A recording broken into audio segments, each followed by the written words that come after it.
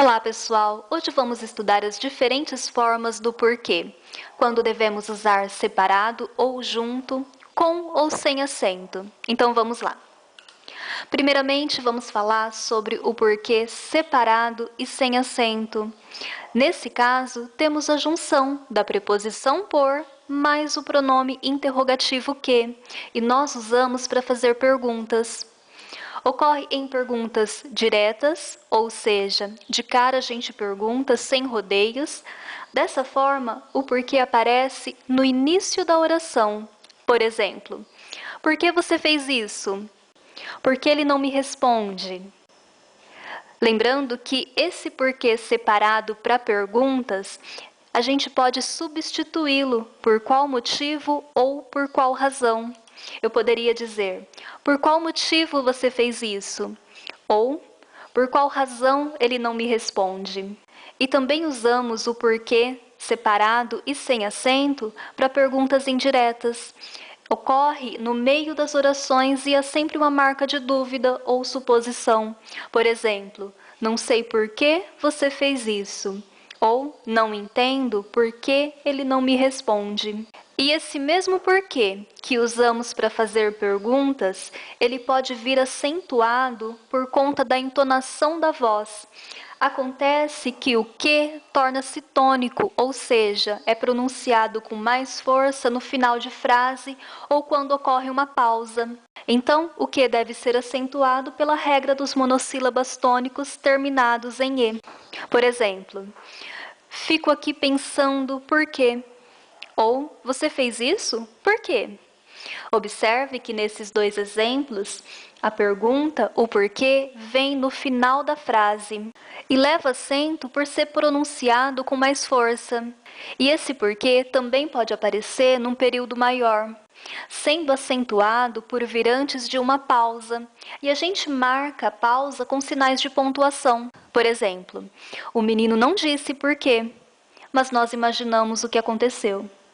Observe que temos, após o porquê, uma vírgula, marcando uma interrupção na fala, e desse modo o porquê deve ser acentuado.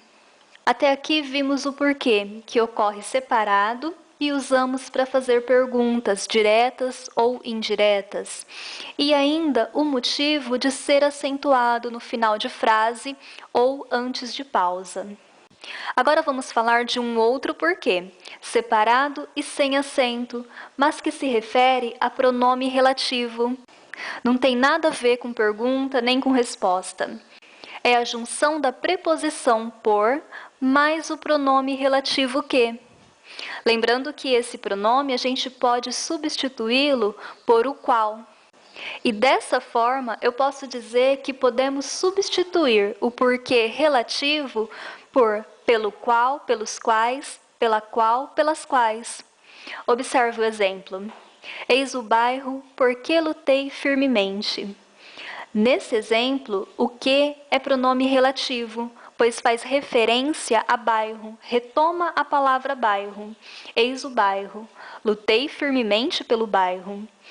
E por é a preposição necessária por conta da regência de lutar nesse contexto. A gente luta por algo. Outro exemplo. Ninguém sabe as dificuldades porque passei. O pronome que retoma dificuldades e a preposição por ocorre por conta do verbo passar. Passei por algo. Se houver dúvidas, basta substituir pelo qual e suas flexões, respeitando a concordância. Eis o bairro pelo qual lutei. Ninguém sabe as dificuldades pelas quais passei.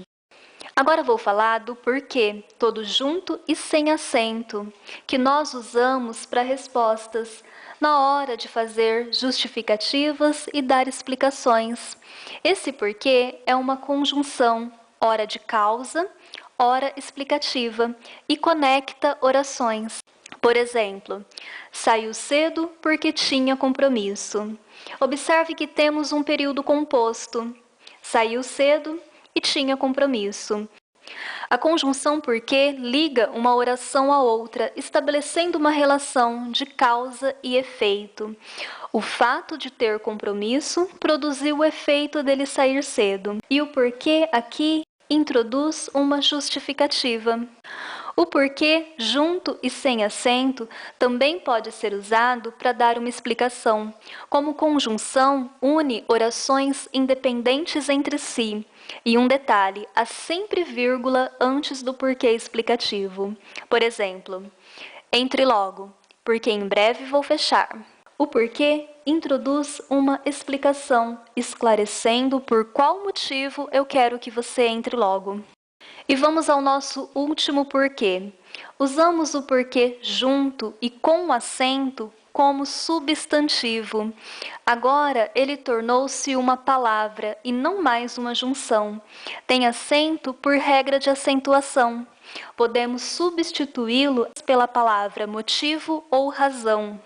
Como substantivo, ele vem precedido de palavras que acompanham o substantivo, que pode ser artigo, adjetivo, pronome ou numeral. Por exemplo, fique imaginando o porquê da surpresa. Observe que temos o artigo o antecedendo o porquê, que quer dizer motivo. Eu posso falar, fico imaginando o motivo da surpresa. E ainda, como substantivo, admite a forma no plural, fato que não ocorre nas outras situações.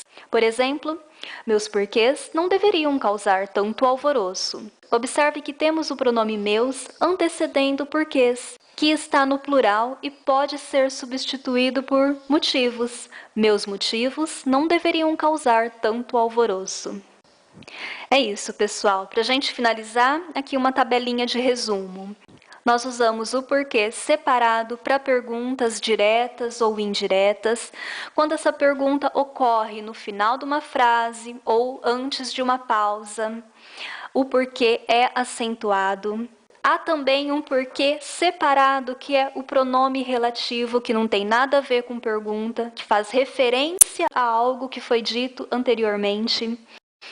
Nós usamos o porquê todo junto e sem acento para respostas, e nesse caso ele é uma conjunção.